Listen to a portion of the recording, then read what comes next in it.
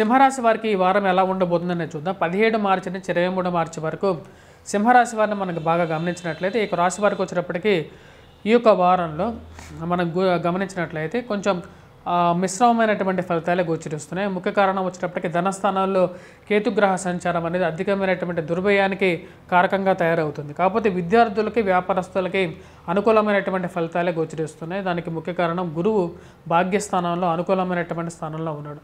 గురువు భాగ్యస్థానంలో ఉన్నప్పుడు సంతాన సంబంధితమైన విషయాలు అనుకూలంగా ఉంటుంది.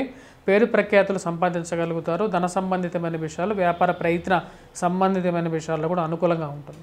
విద్యార్థులు పోటీ పరీక్షలు ఎవరైతే వెళ్తున్నారో వారికి విద్యార్థులకు వచ్చేటప్పటికి ఉత్తీర్ణత సాధించడం అనేది జరుగుతుంది అన్నమాట. గురువు అంత బలవంతుడైనటువంటి గ్రహంగా కూడా చెప్తారు.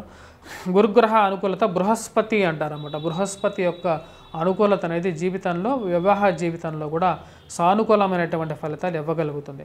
కానీ ఈ రాశి వారికి ధన సంబంధితమైన విషయాల్లో కేతువు ఎప్పుడైతే ధనస్థానాల్లో, కుటుంబ స్థానంలో సంచారం చేస్తున్నప్పుడు కుటుంబంలో వచ్చేటప్పటికి అన్యోన్యత అనేది కొంచెం లోపించే విధంగా ఉంటుంది. దాని యొక్క ప్రభావం వచ్చేటప్పటికి కేతువు యొక్క ప్రభావంగా కూడా చెప్పడం జరుగుతుంది.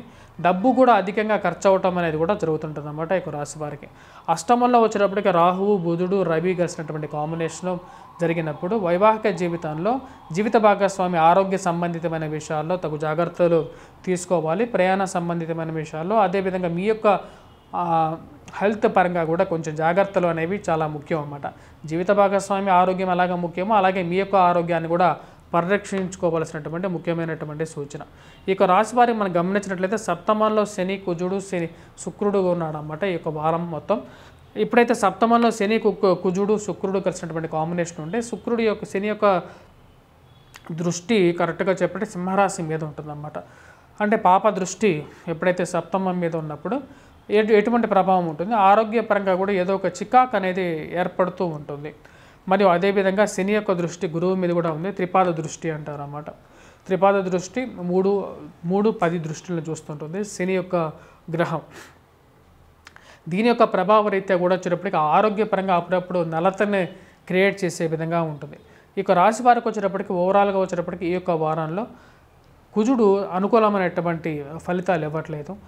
ముఖ్యంగా వచ్చేటప్పటికి హెల్త్ గురించి కొద్దిగా జాగ్రత్తగా పట్టుకోవాలి. విద్యార్థులకి ఎగ్జామ్స్ అనేవి చాలా ఇంపార్టెంట్. ఎగ్జామ్స్కి టైం అయిపోయిందంటే ఎగ్జామ్స్లో వీరు ఎక్కువ కాన్సన్ట్రేట్ చేయలేరు.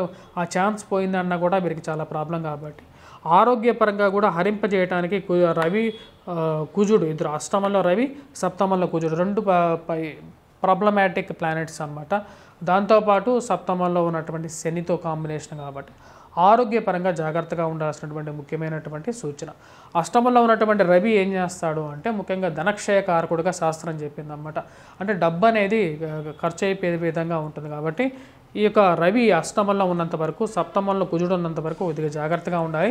శరీరంలో అధికమైనటువంటి ఉష్ణాన్ని కూడా పెంచగలుగుతాడు. రాజకీయ నాయకులు ఎవరైతే ఉన్నారో రాజకీయ నాయకులకు వచ్చేటప్పటికి సామాన్యమైనటువంటి ఫలితంగానే ఈ యొక్క వారం చెప్పవచ్చు. వారం అంతాల్లో వచ్చేటప్పటికి కొంచెం అనుకూలమైనటువంటి ఫలితాలు పొందగలుగుతారు. ఉద్యోగ ప్రయత్న సంబంధితమైన విషయాలు సానుకూలపడే విధంగా కూడా ఉంటాయి ఈ వారంలో. అదేవిధంగా ఈ రాశి వారు ఎవరైతే ఉద్యోగ ప్రయత్నాల గురించి ప్రయత్నాలు చేయాలనుకుంటున్నారో వారికి కూడా వారాంతంలో కొంచెం సానుకూలమైనటువంటి న్యూస్ అనేది రావడం జరుగుతుంది. అదేవిధంగా ఈ రాశి వారికి, సింహరాశి వారికి వచ్చేటప్పటికి ఈ సంవత్సరంలో నూతన ఉద్యోగ ప్రయత్న సంబంధితమైన విషయాలు, స్థానచలనాల గురించి ప్రయత్నాలు అనేది ఈ సంవత్సరమే చేసుకున్నట్లయితే అనుకూలంగా ఉంటుంది. ఎందుకంటే రాబోతున్నటువంటి క్రోధినామ సంవత్సరంలో సింహరాశి వారికి అంత సానుకూలమైనటువంటి ఫలితాలుగా గోచరించట్లేదు. ఎందుకంటే గురువు యొక్క భాగ్యస్థానం నుంచి గురువు రాజ్యస్థానంలోకి మార్పు అనేది జరగబోతుంది. దాని ప్రభావం అనేది కూడా ఈ రాశి వారి మీద ఎక్కువగా ఉండబోతుంది అన్నమాట.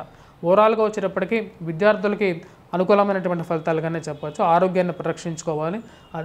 అదేవిధంగా ఉద్యోగస్తులకి, వ్యాపారస్తులకి కూడా చెప్పాలి అంటే డబ్బు అనేది విషయంలో ఈ యొక్క వారాంతంలో డబ్బు అనేది కొద్దిగా ఎక్కువగా ఖర్చు అయ్యే విధంగా ఉంటుంది. కాబట్టి ఆరోగ్యాన్ని పరీక్షించుకుంటే అనుకూలమైనటువంటి ఫలితాలు పొందగలుగుతారు.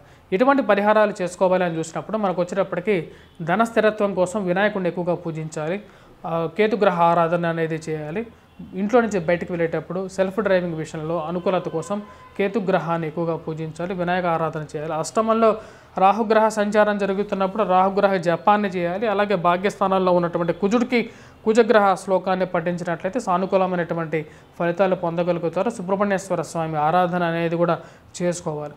విద్యార్థుల సానుకూలమైనటువంటి ఫలితాల కోసం వీరు ముఖ్యంగా వచ్చేటప్పటికి సరస్వతి కవచాన్ని పఠించాలి.